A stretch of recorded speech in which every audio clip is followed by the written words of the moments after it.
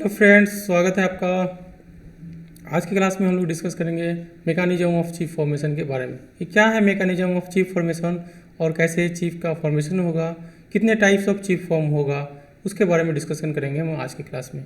तो mechanism of chip formation में हम डिस्कस कर रहे हैं, हम क्या करते हैं, जो हमारे पास टूल होता है उस टूल को 90 डिग्री से रोटेट करके, ये जो टूल है उसको हम क्या करते हैं 90 डिग्री से हम क्या करते हैं उसको रोटेट करके यहाँ पे प्लेस करते हैं। तो जब हम स्टडी करते हैं तो टूल को हम, जो एक्चुअल टूल है उसको हम क्या करते हैं 90 डिग्री से रोटेट करते रहे। एक्चुअल जो टूल है, जो प्रैक्टिकल है, उससे हम क्या करते हैं उसको 90 डिग्री से रोटेट कर देते हैं और यहाँ पे हम स्टडी करते हैं। तो टूल को हमने क्या कर दिया 90 डिग्री से रोटेट कर दिया है, उसके बाद हम प्रोसेस करते हैं। तो टूल हमारा 90 डिग्री से रोटेट हो गया है, यहाँ देख सकते हैं कि टूल हमारा 90 डिग्री से रोटेट हो गया है। उसके बाद प्रोसेस स्टार्ट होगा।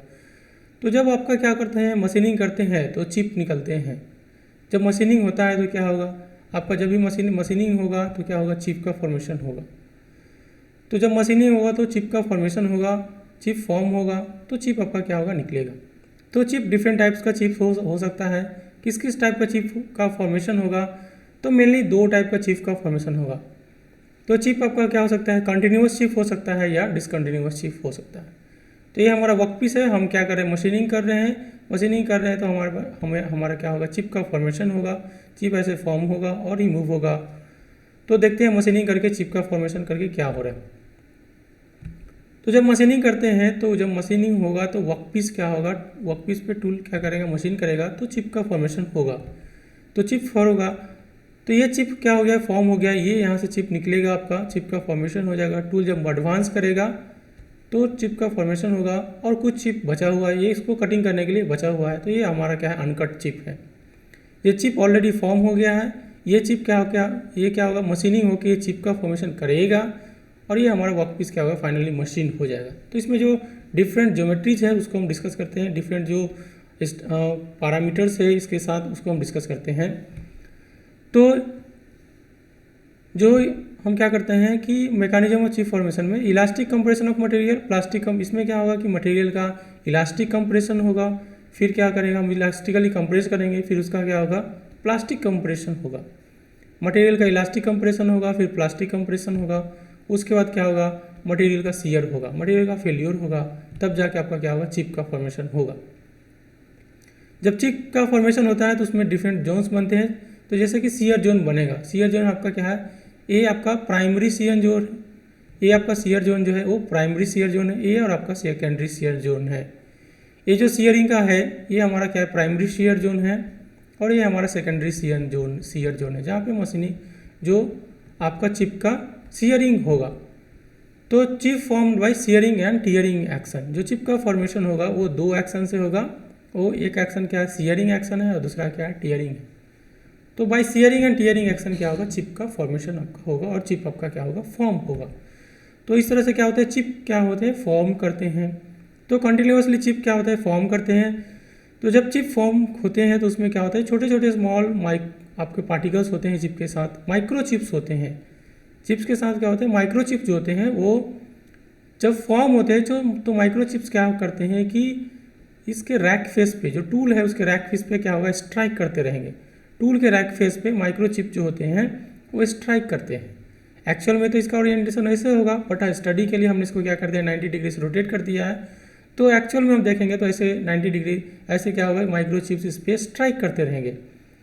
तो माइक्रो चिप्स इस पर स्ट्राइक करेंगे और ये चिप क्या होगा, हाई टेम्परेचर पे होगा, इसका टेम्परेचर ज़्यादा होगा क्योंकि ये कंटिन्यूसली वर्क कर रहा है, कंटिन्यूसली फ्रिक्शन इसमें जनरेट हो रहा है, तो ये हाई टेम्परेचर भी होगा। तो उसके कारण क्या होते हैं, ये माइक्रो चिप्स जो होते हैं इस पर एडियर हो जाते हैं। तो माइक्रो चिप इस पर क्या होंगे, एडियर हो जाएंगे। तो उसके कारण क्या होगा, एक एज बनेगा जिसको बोलते हैं कि ये बिल्टअप एज का फॉर्मेशन करेगा।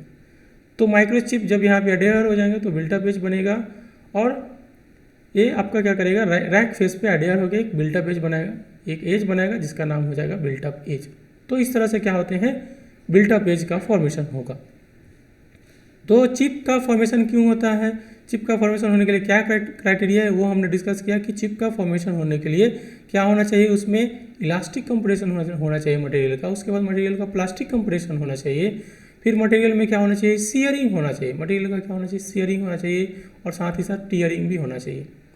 जो शियरिंग एंड होते हैं और टियरिंग वो दो जोन्स में होंगे, प्राइमरी शियर जोन होंगे और सेकेंडरी शियर जोन होंगे। प्राइमरी शियर जोन यहाँ पे चिप और अनकट चिप के बीच में है और सेकेंडरी शियर जोन यहाँ पे है आपका कि ये आपका चिप और टूल के बीच में है। तो इस तरह से आपका डिफरेंट टाइप्स ऑफ आपका चिप फॉर्म होगा और चिप यहाँ से मटेरियल का चिप का फॉर्मेशन होगा और कितने टाइप्स का होगा वो हम आगे डिस्कस करते हैं कि किस टाइप का चिप का फॉर्मेशन होगा और किसी पर्टिकुलर टाइप के चिप का फॉर्म होने के लिए क्या क्राइटेरिया होना चाहिए। जब माइक्रोचिप्स इस पे रैक फेस पे अडियर हो जाएंगे, अडियर होने का रीज़न है कि ये टूल जो है हाई टेम्परेचर पे है और उसको सफिशियंट हीट मिल जाती है, उसके कारण क्या होता है वो एक तरह से अडियर होकर मतलब ज्वाइनिंग हो जा रहा है उसका, तो कंटिन्यूसली उस पर चिपक जाते हैं माइक्रोचिप्स, जिसके कारण एक एज बनता है और उस एज का नाम हमारे पास क्या है कि उस एज का नाम क्या है, बिल्ट अप एज है।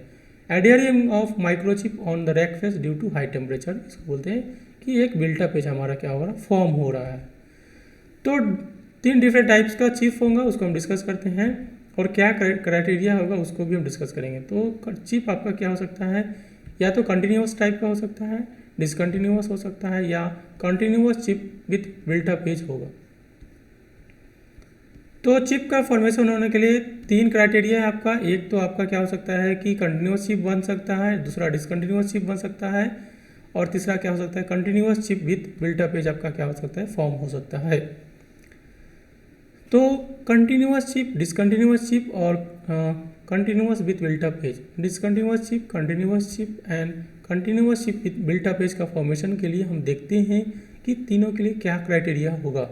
ऐसा कौन सा कंडीशन होगा जिस पे कंटिन्यूस चिप डिसकंटिन्यूस चिप बनेगा, कंटिन्यूस चिप बनेगा और continuous chip with built up edge बनेगा। तो हम पहले बात करते हैं मटेरियल का, वर्कपीस के बारे में कि किस तरह का वर्कपीस चाहिए। तो डिसकंटिन्यूस चिप किस कंडीशन में बनेगा, जब आपके पास वर्कपीस जो है वो हार्ड है और आपका क्या है, ब्रिटल है। हम बात करेंगे तो अगर आपके पास वर्कपीस जो है वो हार्ड है और ब्रिटल है तो किस तरह का चिप बनेगा वर्कपीस का, तो वो डिसकंटिन्यूस चिप आपका बनाएगा। डिसकंटिन्यूस चिप होने के लिए स्पीड और अल्फा बी का वैल्यू जो होना चाहिए वो क्या होना चाहिए, वो कम होना चाहिए। अगर आप स्लो कटिंग करेंगे, रिलेटिवली अगर स्लो कटिंग करेंगे, रैक एंगल जो बैक रैक एंगल है उसकी वैल्यू कम है, तब जाके क्या होगा, आपका डिसकंटिन्यूस चिप बनेगा। अगर बैक रैक एंगल ज़्यादा है यानी कि जो कटिंग एज है वो वेरी शार्प है, कटिंग स्पीड पे हो रही है, हाई स्पीड पे हो रही है, तो जो चिप का फॉर्मेशन होगा वो आपका कंटिन्यूस चिप होगा। अगर आप स्लो कटिंग कर रहे हैं, बैक रैक एंगल का वैल्यू भी कम है, तो क्या होगा, आपका बैक रैक एंगल का वैल्यू कम है तो जो कटिंग एज होगा वो थोड़ा कम शार्प होगा। तो कटिंग एज आपका बैक रैक एंगल का वैल्यू अगर कम है तो आपको क्या होगा, डिसकंटिन्यूस चिप बने। तो डिसकंटिन्यूस चिप बनाने के लिए हमने अभी 2 कंडीशन देखा। एक कंडीशन हमारे पास है कि वर्कपीस को क्या होना चाहिए, हार्ड होना चाहिए और ब्रिटल होना चाहिए। जो स्पीड है या बैक रैक एंगल है उसका वैल्यू क्या होना चाहिए, लो होना चाहिए।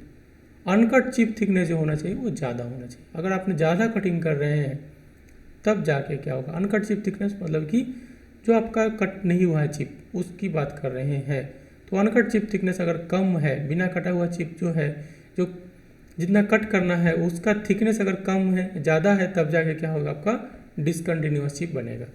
अगर आप कटिंग फ्लूइड यूज करेंगे तो आपका क्या होगा, डिसकंटिन्यूस चिप बनेगा। तो ये 4-5 क्राइटेरिया है जिससे के कारण आपका क्या होगा, डिसकंटिन्यूस चिप बनेगा। अब हम बात करते हैं कंटिन्यूस चिप के फॉर्मेशन का कि क्या क्राइटेरिया होगा कि कंटिन्यूस चिप बनेगा। तो इसका जस्ट रिवर्स कंडीशन होगा तो कंटिन्यूस चिप बनेगा। तो इसमें क्या होगा, हार्ड और ब्रिटल, तो इसमें क्या होना चाहिए, सॉफ्ट एंड डक्टाइल। अगर सॉफ्ट एंड डक्टाइल वर्कपीस है तो आपका कंटिन्यूस चिप बनेगा। स्पीड या बैक रैक एंगल की बात करेंगे तो वो अगर हाई है तब जाके क्या होगा, आपका कंटिन्यूस चिप का फॉर्मेशन होगा। अगर हम बात करेंगे अनकट चिप थिकनेस, जो बिना कटा हुआ चिप है उसका थिकनेस जो है, जितना कटिंग करना है उसका थिकनेस अगर लो है तब जाके क्या होगा, आपका अगर अनकट चिप थिकनेस की बात वैल्यू आपका क्या है, लो है, तब जाके आपको क्या होगा, कंटिन्यूस चिप बनेगा। और कंटिन्यूस चिप में भी जब फॉर्मेशन होगा तो उसमें भी हम क्या करते हैं, कटिंग फ्लूइड यूज करते हैं। तो इसमें भी यस होगा कि हाँ, कटिंग फ्लूइड हम क्या करेंगे, यूज करेंगे। अगेन हम बात करेंगे continuous chip with built up edge. तो ये क्या होगा, मिक्सचर होगा, कुछ पार्ट्स इसके होंगे कुछ इसके होंगे। कैसे हम देखते हैं, तो इसके लिए कंटिन्यूअस चिप फॉर्म करना है तो आपको ऑब्वियसली है कंटिन्यूअस चिप चाहिए, साथ ही साथ क्या चाहिए आपको, बिल्ट अप एज भी फॉर्म हो, continuous chip with built up edge हो, मतलब माइक्रो चिप जो हो वो रैक फेस पे एडहेयर हो जाए। तो उसके लिए क्या करना होगा, वर्कपीस जो चाहिए वो सॉफ्ट और डक्टाइल चाहिए, तभी जाके क्या होगा आपका कंटिन्यूअस चिप बनेगा। फिर आपका जो स्पीड है और रैक एंगल है वो आपको क्या होना चाहिए, कम होना चाहिए। इसके उल्टा होगा तब जाके आपका क्या होगा, बिल्ट अप एज बनेगा। अगर आप अनकट चिप थिकनेस का वैल्यू अगर ज़्यादा ले रहे हैं तब जाके क्या होगा, बिल्ट अप एज बनेगा। और इसमें अगर हम बात करेंगे कटिंग फ्लूइड का, तो कटिंग फ्लूइड नहीं लेंगे, क्योंकि कटिंग फ्लूइड लेंगे तो उससे क्या होगा, जो टूल है उसका कूलिंग हो जाएगा और टूल का टेम्परेचर राइज नहीं करेगा। और टूल का टेम्परेचर राइज नहीं करेगा तो हमें पता है कि टूल का टेम्परेचर अगर हाई टेम्परेचर है तभी जाके क्या होते हैं, उस पर माइक्रो चिप्स जो होते हैं टूल के जो रैक फेस है उस पर क्या होगा, माइक्रो चिप्स जो होंगे वो आके अडेयर हो जाएंगे। तो टूल के रैक फेस पे एडहेयर होने के लिए टूल को हाई टेम्परेचर पे होना होगा। टूल हाई टेम्परेचर पे तभी, अगर हीटिंग कंडीशन में तभी जाके वो माइक्रो चिप्स को वहाँ पे एडहेयर कर सकते हैं, वहाँ पे बॉन्डिंग बना सकते हैं उसके साथ। तो इसलिए कटिंग फ्लोर हम क्या करेंगे, नहीं यूज करेंगे। तब हमारा क्या होगा, जो चिप बनेगा वो continuous chip with built up edge का फॉर्मेशन होगा। तो इस तरह से हमने कुछ पॉइंट्स डिस्कस किए कि क्या क्राइटेरिया होगा कि किस टाइप का चिप्स आपका बनेगा। तो अभी हमने डिस्कस किया डिफरेंट टाइप्स ऑफ चिप्स के बारे में और उसके फॉर्मेशन, उसके फॉर्म होने के कंडीशन के बारे में। आगे हम डिस्कस करते हैं ऑर्थोगोनल मशीनिंग को, कि क्या है ऑर्थोगोनल मशीनिंग। तो ऑर्थोगोनल वर्ड से हमें पता है कि ऑर्थोगोनल मतलब परपेंडिकुलर, ऑर्थोगोनल मतलब परपेंडिकुलर 90 डिग्री होना चाहिए। तो हम बात करते हैं कि देखते हैं कि क्या है ऑर्थोगोनल कटिंग एंड एक दूसरा है ऑब्लिक कटिंग। तो ऑर्थोगोनल कटिंग में क्या है कि ये आपका ये जो वर्कपीस है और ये डायरेक्शन ऑफ टूल है, ये टूल का जो मूवमेंट है, तो अगर डायरेक्शन ऑफ टूल का जो मूवमेंट है वो अगर, और ऑर्थोगोनल कटिंग में अगर क्या जो कटिंग एज है, ये जो कटिंग एज है ये डायरेक्शन ऑफ मूवमेंट का, जो टूल है उसका जो मूवमेंट हो रहा है तो उसके मूवमेंट का डायरेक्शन, ये कटिंग एज का डायरेक्शन एक दूसरे के ऊपर परपेंडिकुलर है। Direction of cutting tool movement and direction of ये जो कटिंग एज है यह अगर एक दूसरे पे परपेंडिकुलर है तो हम बात बोलेंगे कि ये हमारा ऑर्थोगोनल कटिंग है। अगर वो किसी एंगल पे है, परपेंडिकुलर छोड़ के अगर वो किसी दूसरे एंगल पे है, ये अगर 90 डिग्री में है डायरेक्शन और ये जो कटिंग एज है वो 90 डिग्री में है तो हम बोलेंगे कि हमारा ऑर्थोगोनल कटिंग है। अगर वो 90 डिग्री नहीं है, अदर देन 90 डिग्री है, तो ये हमारा कटिंग क्या होगा, ऑब्लिक कटिंग होगा। तो अभी जो हम डिस्कस करेंगे वो हमारा ऑर्थोगोनल कटिंग होगा, मतलब 90 डिग्री है। जो आपका कटिंग एज है और वो जो direction of movement of tool है वो दोनों अगर परपेंडिकुलर है तो हम उसको डिस्कस कर रहे हैं। तो कटिंग एज जो है वो परपेंडिकुलर टू कटिंग स्पीड है। तो कटिंग एज स्पीड का ये आपका अगर परपेंडिकुलर है तो ये हमारा क्या होगा, ऑर्थोगोनल होगा। जैसे कि हम बहुत सारे एग्जांपल्स है कटिंग ऑर्थोगोनल मशीनिंग का, जैसे हम पार्टिंग करते हैं, ब्रोचिंग करते हैं, शाविंग करते हैं, उसको हम बोलते हैं कि ये हमारा क्या है, ऑर्थोगोनल मशीनिंग है। तो ऑर्थोगोनल मशीनिंग को हम डिस्कस करेंगे। ऑब्लिक मशीनिंग क्या है, जिसमें कि cutting edge perpendicular to is not perpendicular to, आपका क्या है, परपेंडिकुलर नहीं है कटिंग स्पीड का, यानी कि डायरेक्शन ऑफ कटिंग का। अगर वो परपेंडिकुलर नहीं है तो हमारा जो कटिंग होगा वो ऑब्लिक कटिंग होगा। एग्जाम्पल है आपका टर्निंग जो है, वो मिलिंग जो है, ड्रिलिंग है, शेपिंग है, ये सब हम क्या करते हैं, जो कटिंग वो परपेंडिकुलर नहीं होती है, वो कुछ एंगल पे होती है। तो अभी हम फर्स्ट डिस्कस करते हैं ऑर्थोगोनल कटिंग का। और जैसे पार्टिंग है, ये लेथ मशीन का ऑपरेशन है, ब्रोचिंग है, शाविंग है, कटिंग, तो ये सब ऑपरेशन जो है वो ऑर्थोगोनल कटिंग है और ये ऑपरेशन जो है क्या है आपका ऑब्लिक कटिंग है।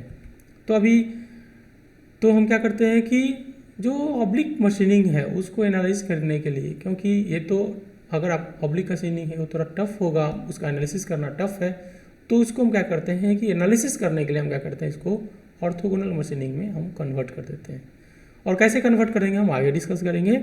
तो हम क्या कर सकते हैं, ऑब्लिक मशीनिंग को हम, हमारे पास ऑप्शन है कि हम ऑब्लिक मशीनिंग को ऑर्थोगोनल मशीनिंग में कन्वर्ट कर सकते हैं। इसलिए हमें ये ज़रूरी है कि हम क्या करें कि ऑर्थोगोनल मशीनिंग का कुछ स्टडी कर लें। तो अभी हम कुछ स्टडी करते हैं ऑर्थोगोनल मशीनिंग के बारे में कि क्या है ऑर्थोगोनल मशीनिंग, और ऑर्थोगोनल मशीनिंग को हम स्टडी करते हैं, देखते हैं कि व्हाट इज ऑर्थोगोनल मशीनिंग। तो ये हमारे पास अभी हम डिस्कस करेंगे ऑर्थोगोनल मशीनिंग को, जिसमें कटिंग एज जो होगा वो आपका डायरेक्शन ऑफ कटिंग के परपेंडिकुलर होगा। तो यहाँ पे हमारे पास हमने पहले भी ये फिगर दिखाया कि ये टूल है, ये वर्क पीस है, और ये हमारे पास क्या है, चिप है, और यहाँ पे क्या है, अनकट चिप है। अनकट चिप के थिकनेस को हम T1 से रिप्रेजेंट करते हैं और चिप के थिकनेस को T2 से रिप्रेजेंट करते हैं। तो T1 यहाँ पे हमारे पास अनकट चिप थिकनेस है एंड T2 हमारे पास क्या है, चिप थिकनेस है। अल्फ़ा जो है, जो कि हम बैक रैक एंगल बोलते हैं, यहाँ पे अल्फ़ा है, ठीक है। और बैक रैक एंगल हो सकता है अमेरिकन स्टैंडर्ड एसोसिएशन सिस्टम में, और ये आपका अल्फ़ा हो सकता है ऑर्थोगोनल रैक सिस्टम में। तो ये हमने स्टडी किया है, हमने डिस्कस किया है जो डिफरेंट सिस्टम्स होते हैं।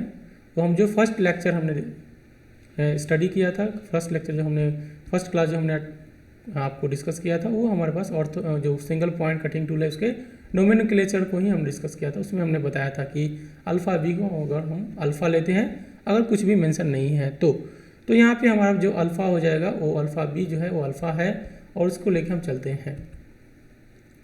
तो यहाँ पे टूल सिग्नेचर जो हो सकता है वो ऑर्थोगोनल रैक सिस्टम में हो सकता है या अमेरिकन स्टैंडर्ड एसोसिएशन सिस्टम में हो सकता है। यहाँ जो अल्फ़ा है वो ये अल्फ़ा बी है अमेरिकन स्टैंडर्ड एसोसिएशन सिस्टम का, और अल्फ़ा है ऑर्थोगोनल रैक सिस्टम का। हमने यहाँ पे अभी बताया कि T1 क्या है, वो अनकट चिप थिकनेस है, और T2 हमारे पास क्या है, चिप थिकनेस है। अगर हम बात करेंगे T1/T2 को, तो इसको हम T1/T2 को हम रिप्रेजेंट करते हैं R से, जिसको हम नाम देते हैं अनकट चिप थिकनेस, और चिप थिकनेस के रेशियो को हम बोलते हैं चिप थिकनेस रेशियो, और इसको बोलते हैं कटिंग रेशियो, या इसका दूसरा नाम है चिप इक्विवेलेंट। तो यहाँ पे R हमारे पास क्या है, चिप थिकनेस रेशियो है, या इसको हम दूसरा नाम कटिंग रेशियो बोलते हैं, या चिप इक्विवेलेंट है। तो चिप इक्विवेलेंट हम कैलकुलेट कर सकते हैं T1/T2 से। तो T1/T2 को चिप, अगर हम बात करेंगे T2/T1 को, तो ये 1/R का होगा, 1/चिप थिकनेस रेशियो होगा, और उसको K से रिप्रेजेंट करते हैं, और इसको बोलते हैं चिप रिडक्शन कोएफिशिएंट। इसका नाम देते हैं चिप रिडक्शन कोएफिशिएंट। तो अभी हमने दो टर्म्स देखे, चिप थिकनेस रेशियो और chip reduction coefficient. Chip reduction coefficient is reciprocal of chip thickness ratio. तो जो चिप थिकनेस रेशियो है उसका रेसिप्रोकल जो होगा वो चिप रिडक्शन कोएफिशिएंट है। तो T1/T2 आपका क्या चिप थिकनेस रेशियो है, T2/T1 आपका क्या चिप रिडक्शन कोएफिशिएंट है। कुछ और टर्म्स देखते हैं आगे ऑर्थोगोनल मशीनिंग में। तो फाई जो होगा वो शियर एंगल होगा या शियर प्लेन एंगल होगा, और ये यहाँ पे हमने यहाँ फाई रिप्रेजेंट कर दिया है फाई को। ये फाई कहाँ, ये यहाँ फाई है, और इसको बोलते हैं शियर एंगल या शियर प्लेन एंगल, या इसको बोलते हैं angle between shear plane and direction VC। VC हमारा क्या है, डायरेक्शन ऑफ कटिंग है VC। तो कटिंग डायरेक्शन है VC है, तो वेलोसिटी ऑफ कटिंग है आपका है, स्पीड ऑफ कटिंग है VC। तो इस डायरेक्शन में हम कटिंग कर रहे हैं, तो ये डायरेक्शन है कटिंग का। तो इसके डायरेक्शन और जो शियर प्लेन है, ये आपका शियर प्लेन है, तो इन दोनों के बीच में आपका जो ये आपका शियर प्लेन है, तो इन दोनों के बीच में जो एंगल है वो आपका क्या है, वो आपका फाई है, जिसको शियर एंगल या शियर प्लेन एंगल हम कहते हैं। तो हमने कुछ पॉइंट्स पैरामीटर्स डिस्कस किया। हम मान के चलते हैं कि जो विड्थ ऑफ चिप है, वो मान के चलते हैं जो विड्थ ऑफ चिप है वो B1 है बिफोर द कटिंग है, और B2 है आफ्टर कटिंग। जो मशीनिंग के बाद है वो B2 है, और B1 का है बिफोर कटिंग है। यहाँ पे T1 भी हमने अनकट चिप थिकनेस है, मतलब चिप का थिकनेस बिफोर कटिंग, और चिप का थिकनेस ही आफ्टर कटिंग है T2। 1 को हमने पहले लिया है, 2 को हमने बाद में लिया है। जो L1 है लेंथ ऑफ चिप है बिफोर है, और लेंथ ऑफ चिप है आफ्टर मशीनिंग प्रोसेस है, आफ्टर कटिंग है। 1 हमारा पहले का है, 2 हमारा बाद का रिप्रेजेंट करता है। तो ये आपका है VS velocity of chip flow. जो VS है आपका वेलोसिटी ऑफ चिप फ्लो है, VC आपका वेलोसिटी ऑफ कटिंग है। तो VC आपका कटिंग वेलोसिटी है, या इसको बोलते हैं relative velocity between tool and workpiece. ये जो आपका टूल है और ये जो वर्कपीस है, इन दोनों के बीच में जो रिलेटिव वेलोसिटी है वो हमारा VC है। V आपका है वेलोसिटी ऑफ फ्लो है। किसका फ्लो है, वेलोसिटी ऑफ चिप फ्लो। यहाँ पे हमने VF लिखा है, तो ये हमारा क्या है, वेलोसिटी ऑफ चिप फ्लो है। वी एफ हमारा वेलोसिटी ऑफ चिप फ्लो है, ये हमारा वी एफ है और ये वेलोसिटी ऑफ चिप फ्लो है। और वी एस हम क्या है, हमारा क्या है, शियर वेलोसिटी या relative velocity between workpiece and chip. V S क्या है, शियर वेलोसिटी है या relative velocity between workpiece and chip. ये चिप और वर्कपीस के बीच में जो रिलेटिव वेलोसिटी है वो हमारा वी एस है। तो हमने कुछ पॉइंट्स डिस्कस किया यहाँ पे कि कुछ वेलोसिटी के टर्म्स भी देखा कि क्या वेलोसिटी के टर्म्स होंगे, तो हम रिलेशन भी देखेंगे आगे कि V S B C and V F में क्या रिलेशन है। हम ऑर्थोगोनल मशीनिंग में एज्यूम करते हैं कि इन मशीनिंग मटेरियल्स इज, जब मशीन करते हैं तो मटेरियल को मान के चलते हैं कि वो इनकम्प्रेसिबल है, तो हमारा जो मशीनिंग होगा वो मटेरियल जो होगा वो इनकम्प्रेसिबल होगा। और मान के चलते हैं कि वॉल्यूम जो होगा बिफोर एंड आफ्टर वो सेम होगा। बिफोर और आफ्टर जो होगा वॉल्यूम जो होगा वो बिफोर यानी कि वी वॉल्यूम को रिप्रेजेंट करते हैं बिफोर और वी आफ्टर दोनों क्या होंगे, सेम होंगे। जो विड्थ होगा बिफोर और विड्थ जो होगा आफ्टर वो दोनों क्या है, सेम है। और मान लेते हैं कि वो वी है। वी यहाँ पे कैपिटल वी वॉल्यूम को रिप्रेजेंट कर रहा है, तो वॉल्यूम जो होगा वो पहले और बाद में दोनों क्या होगा, आपका सेम होगा। विड्थ जो है वर्कपीस का वो दोनों सेम है। तो जो भी चेंजेज होगा वो या तो लेंथ में होगा या उसका क्या होगा, थिकनेस में होगा। जो भी चेंजेज हो सकता है वो आपका जो चेंज होगा वो या तो लेंथ में होगा या उसके थिकनेस में होगा। तो हमने मान के चला है कि वॉल्यूम जो है वो बिफोर और आफ्टर जो मशीनिंग प्रोसेस है वो इक्वल है। बिफोर एंड आफ्टर दोनों क्या है, इक्वल है। तो यहाँ से T1 B1 L1 equals to T2 B2 L2 है। हमने जूम कर लिया कि B1 इक्वल टू B2 है, तो यहाँ से B1 और B2 क्या हो जाएगा, कैंसिल आउट हो जाएगा। तो यहाँ से हम रिलेशन देख सकते हैं कि B1 B2 अगर कैंसिल आउट हो जाएगा तो T1 L1 equal to T2 L2 हो जाएगा।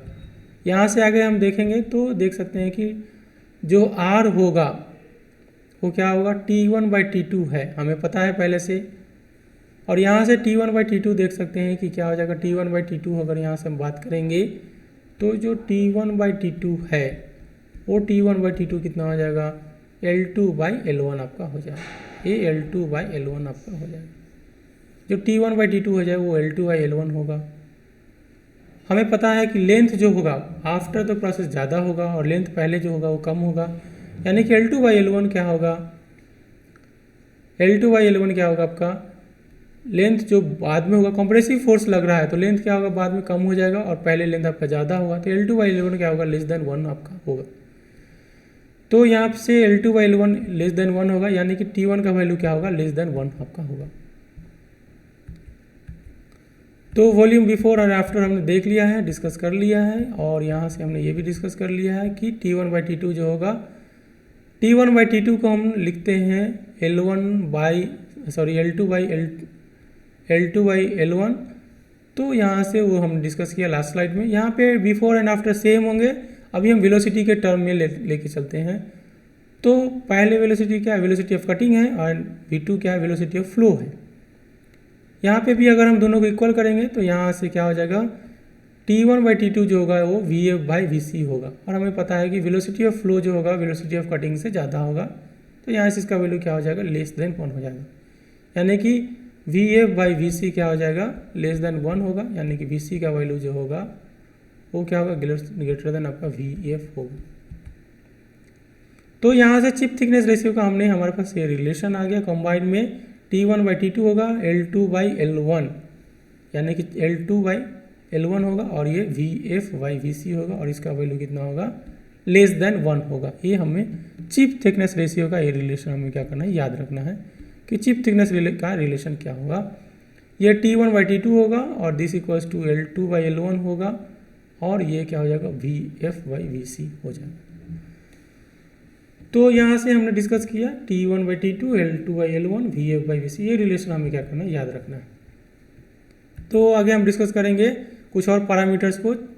तो जैसे ये ट्रायंगल है हमारे पास, ट्रायंगल, कौन सा ट्रायंगल, ABC में, ट्रायंगल ABC की बात कर रहे हैं। तो ट्रायंगल ABC में आपका क्या है, ट्रायंगल ABC में हम क्या देखेंगे, अगर हम बात करेंगे साइन फाई का, तो साइन फाई क्या हो जाएगा ट्रायंगल ABC में, साइन फाई तो ये B C by A B आपका हो जाएगा। बी सी को आप लिख सकते हैं T1 और ए बी को लिख सकते हैं क्या, ए बी को लिख सकते हैं T1 के टर्म्स में, या ए बी को ए बी छोड़ दीजिए, हम ए बी को क्या लिख सकते हैं अभी डिस्कस करते हैं। तो यहाँ से A B equals to T1/sin⁵ हो जाएगा, और इसको बोलते हैं लेंथ ऑफ शियर प्लेन।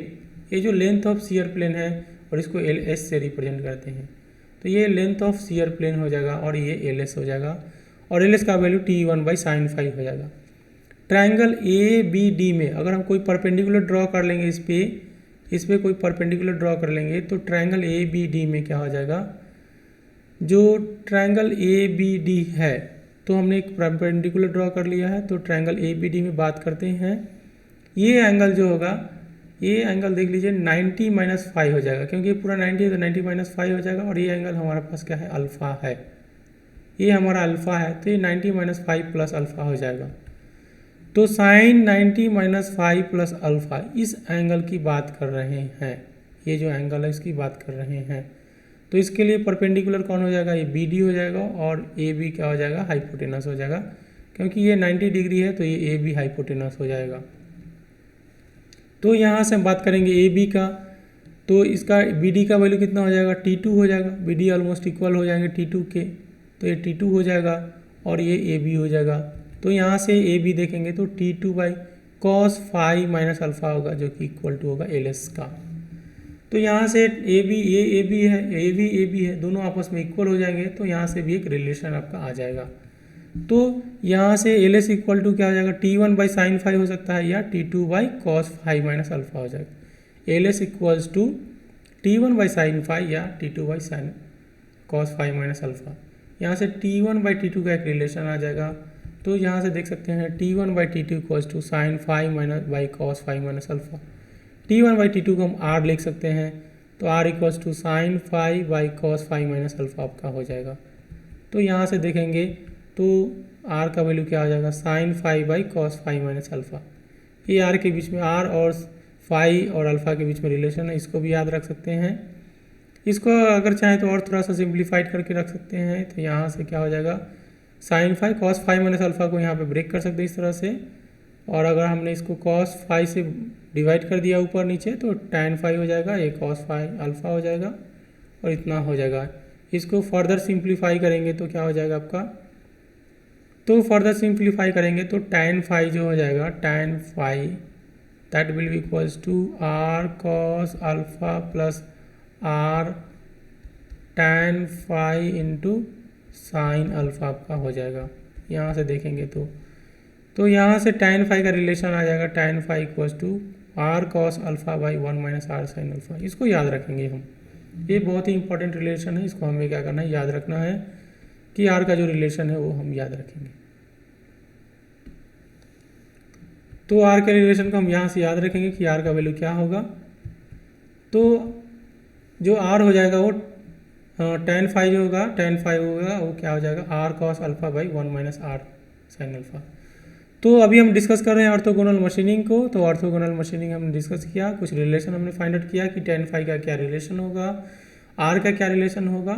तो आज का क्लास यहीं पे क्लोज करते हैं, अगेन दूसरा क्लास में हम डिस्कस करेंगे कि ऑर्थोगोनल मशीनिंग के बारे में पार्ट 2 में, जिसमें हम कुछ न्यूमेरिकल्स डिस्कस करेंगे और कुछ और क्वेश्चंस करेंगे। फिर हम देखेंगे कि इस न्यूमेरिकल को डिस्कस करेंगे नेक्स्ट क्लास में, और फिर हम देखेंगे कि क्या है आपका फोर्स का एनालिसिस भी करेंगे और वेलोसिटी का एनालिसिस करेंगे। तो आज का क्लास यहीं पे क्लोज करते हैं, मिलते हैं इसी टॉपिक के साथ नेक्स्ट क्लास में। Thank you so much for attending the class, see you in the next class.